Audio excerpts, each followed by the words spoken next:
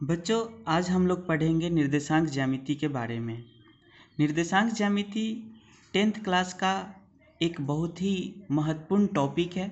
इस टॉपिक से आपके एग्ज़ाम में करीब 10 से 12 नंबर का क्वेश्चन पूछे जाते हैं। तो यह एक बहुत ही महत्वपूर्ण और बहुत ही आसान टॉपिक है। इसे सभी विद्यार्थी काफ़ी अच्छे से समझने का प्रयास करें। एक्सरसाइज को बनाने से पहले आपको कुछ बेसिक कंसेप्ट को समझना बहुत ज़रूरी है, जो आप लोगों ने 9th क्लास में भी पढ़ा होगा। तो एक्सरसाइज स्टार्ट करने से पहले सबसे पहले बेसिक कंसेप्ट को समझते हैं, जिसे 9th क्लास में हम लोग देख चुके हैं। तो बच्चों, ये एक्स अक्ष है और ये वाई अक्ष है। जैसा कि आप देख रहे हैं, एक्स अक्ष के राइट साइड में सभी नंबर्स धनात्मक हैं और लेफ्ट साइड में सभी नंबर्स ऋणात्मक हैं, और वाई अक्ष के ऊपर अपवर्ड डायरेक्शन में सभी नंबर्स धनात्मक है और फिर नीचे डाउनवर्ड डायरेक्शन में सभी नंबर्स ऋणात्मक हैं। अब हम ये देख रहे हैं यहाँ पर कि ये जो एक्स अक्ष और वाई अक्ष है, यह इस प्लेन को कार्टेशियन प्लेन बोलते हैं। इस प्लेन को 4 भागों में विभाजित कर रहा है। जो प्रथम भाग को प्रथम चतुर्थांश कहते हैं, द्वितीय को द्वितीय चतुर्थांश कहते हैं, तृतीय को तृतीय चतुर्थांश कहते हैं और इसे चतुर्थ चतुर्थांश कहते हैं। एक बात और समझने की ज़रूरत है, इस एक्स अक्ष को भुज भी कहते हैं और वाई अक्ष को कोटि कहते हैं।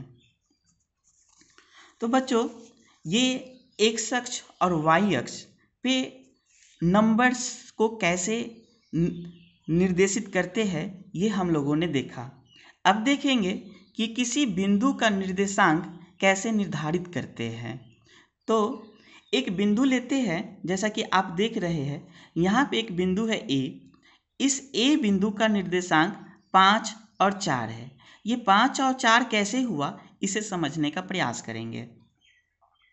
यह बिंदु एक्स अक्ष के 5 के सामने है, इसलिए एक्स अक्ष का निर्देशांक इस बिंदु के लिए 5 होगा और वाई अक्ष के ठीक 4 के सामने है, इसलिए इस बिंदु का निर्देशांक 4 होगा। उसी प्रकार द्वितीय चतुर्थांश में एक बिंदु है जिसका नाम है बी। इस बी बिंदु का एक्स निर्देशांक -3 है, क्योंकि यह बिंदु एक्स अक्ष के -3 के सामने है और वाई अक्ष के 5 के सामने है, इसलिए इसका निर्देशांक -3 और 5 होगा। अब तृतीय चतुर्थांश में भी एक बिंदु है जिसका नाम है सी। अब इसका निर्देशांक हम लोग निर्धारित करेंगे।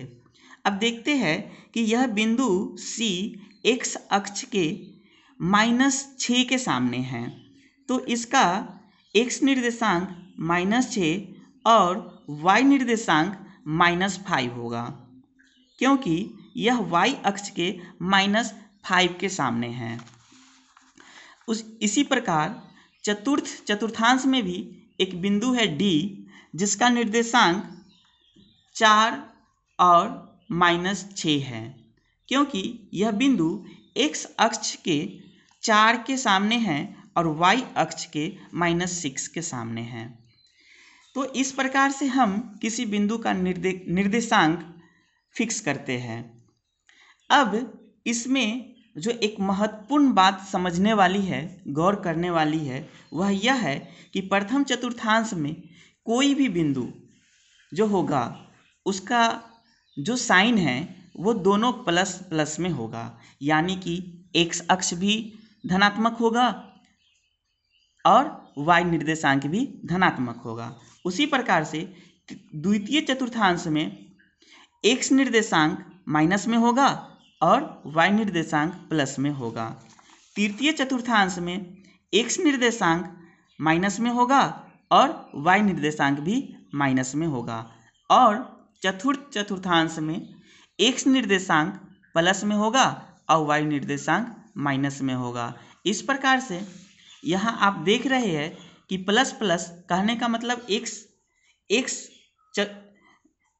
प्रथम चतुर्थांश में सभी बिंदु का निर्देशांक प्लस प्लस होगा, द्वितीय में माइनस प्लस होगा, तृतीय में माइनस माइनस होगा और चतुर्थ में प्लस माइनस में होगा। और इसमें कुछ और भी कंसेप्ट्स है जिसे समझना जरूरी है। वह यह है कि x अक्ष पर स्थित किसी भी बिंदु का y निर्देशांक 0 होता है। x अक्ष पर देखिए, यह x अक्ष है। इस अक्ष पर अगर हम कहीं भी कोई भी बिंदु लेते हैं, मान लेते हैं कि यहाँ पे कोई बिंदु है, तो इसका निर्देशांक जो होगा वह x के लिए तो 7 हो जाएगा, लेकिन y के लिए 0 हो जाएगा। उसी प्रकार से y अक्ष पर स्थित किसी बिंदु का x निर्देशांक 0 होता है। अब यहाँ y अक्ष पे कोई बिंदु लेते हैं, अब इसका जो है x निर्देशांक 0 होगा और y निर्देशांक 9 होगा। तो यह जो कंसेप्ट है ये समझना बहुत ही ज़रूरी है, क्योंकि इस कंसेप्ट का प्रयोग क्वेश्चन बनाने में होता है। तो आप लोग इस कंसेप्ट को ध्यान में रखेंगे। अब एक अगला कंसेप्ट है जिसे समझना जरूरी है, वह यह कि मूल बिंदु का निर्देशांक 0 0 होता है। यह आपका मूल बिंदु है और इसका निर्देशांक 0 0 होता है, क्योंकि यहाँ पर x भी 0 है और y भी 0 है, इसलिए दोनों का निर्देशांक 0 0 होता है। तो ये था कुछ बेसिक कंसेप्ट जिसे आप लोगों को समझना ज़रूरी था। अब हम लोग 10th क्लास के चैप्टर में जो क्वेश्चंस है उसे बनाने की कोशिश करेंगे।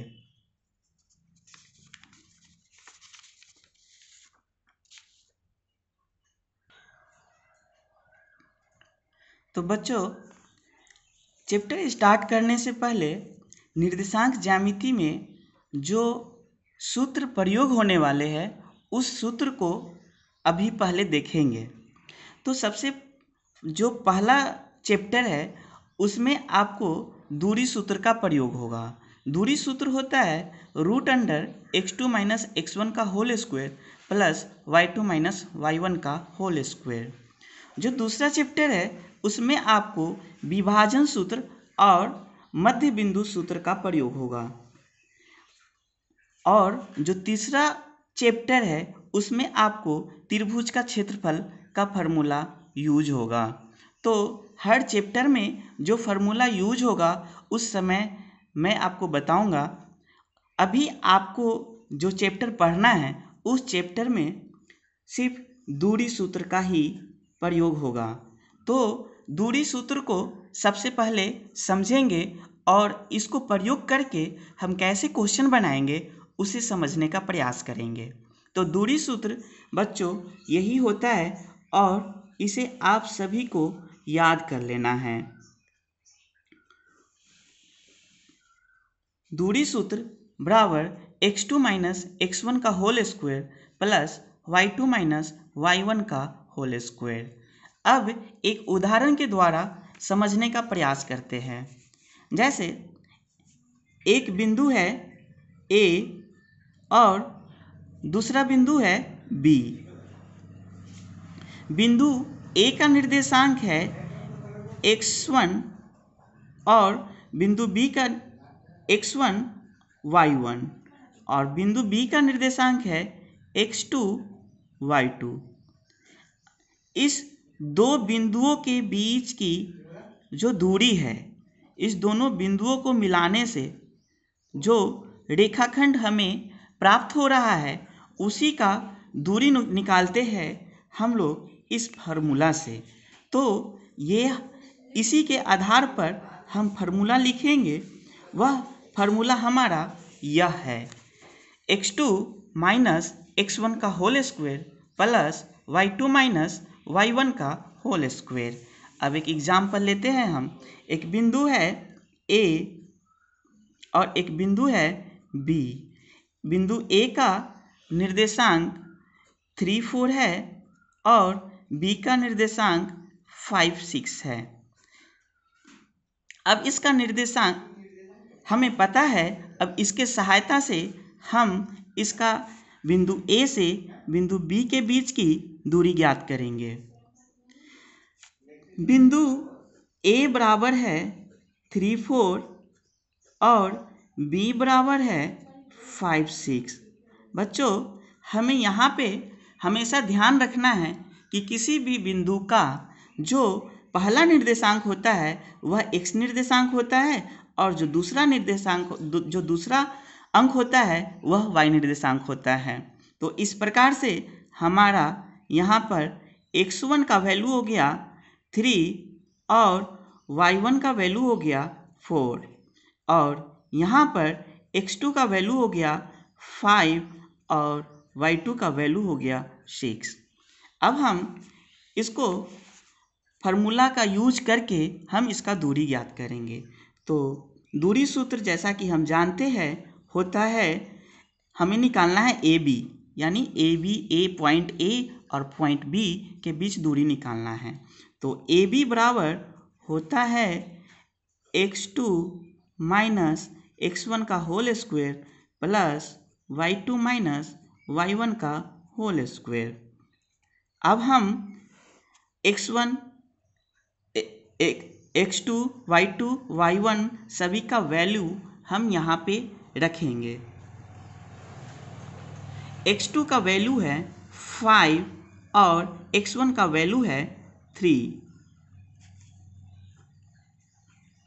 उसी प्रकार y2 का वैल्यू है हमारा 6 और y1 का वैल्यू है 4।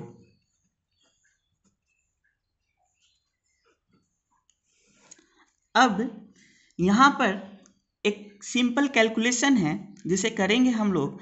5 में से 3 को घटाएंगे, 5 में से 3 घटेगा, हो गया 2, 2 का स्क्वायर।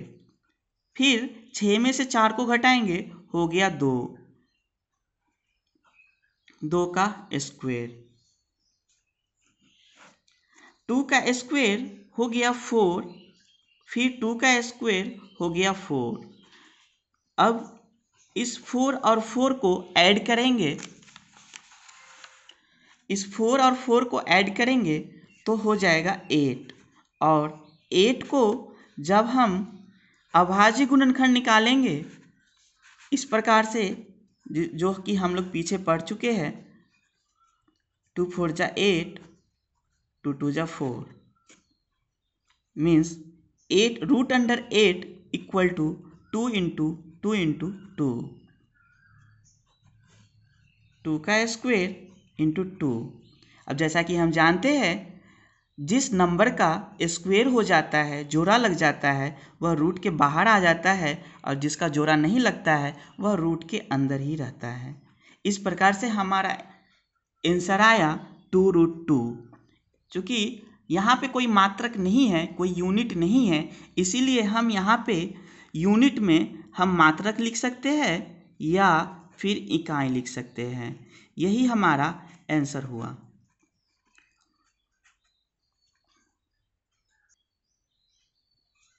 तो बच्चों, अब हम लोग एक्सरसाइज बनाने का प्रयास करेंगे। हमारे एक्सरसाइज में सबसे पहला जो एक्सरसाइज है हमारे बुक में वह है 7.1। 7.1 में जो फर्स्ट क्वेश्चन है वह यह है कि बिंदुओं के निम्नलिखित युग्मों के बीच की दूरियां ज्ञात करें। वह क्वेश्चन जो है इस प्रकार है, आपकी किताब में भी वह क्वेश्चन होगा। तो पहला क्वेश्चन है 2, 3 और 4, 1। फर्स्ट पॉइंट का निर्देशांक मुझे पता है 2, 3 और दूसरा पॉइंट जो है उसका भी निर्देशांक हमें पता है 4 और 1। इसका दूरी सूत्र का प्रयोग करते हुए इसका हम लोग दूरी निकालेंगे। फिर दूसरा क्वेश्चन है -5, 7 और -1 3। और तीसरा क्वेश्चन है, पहले बिंदु का निर्देशांक है a b और दूसरे बिंदु का निर्देशांक है -a -b। इस तरह से हम लोग दूरी सूत्र का प्रयोग करते हुए इस क्वेश्चन को बनाएंगे। अगर किसी को किसी तरह की समस्या होती है तो फिर से उसे समझाया जाएगा। आप दिए गए नंबर पे संपर्क कर सकते हैं। आज के लिए इतना ही। नेक्स्ट वीडियो में जो आगे की क्वेश्चंस है वह आपको बताया जाएगा। तो आप इस वीडियो के द्वारा समझने का आप प्रयास करें और इसको अपने कॉपी में वीडियो को पॉज करके आप इस टॉपिक से रिलेटेड जो भी नोट पॉइंट्स बताए गए हैं, जो भी कंसेप्ट बताए गए हैं, आप उसको अपने कॉपी में नोट कर लें। धन्यवाद।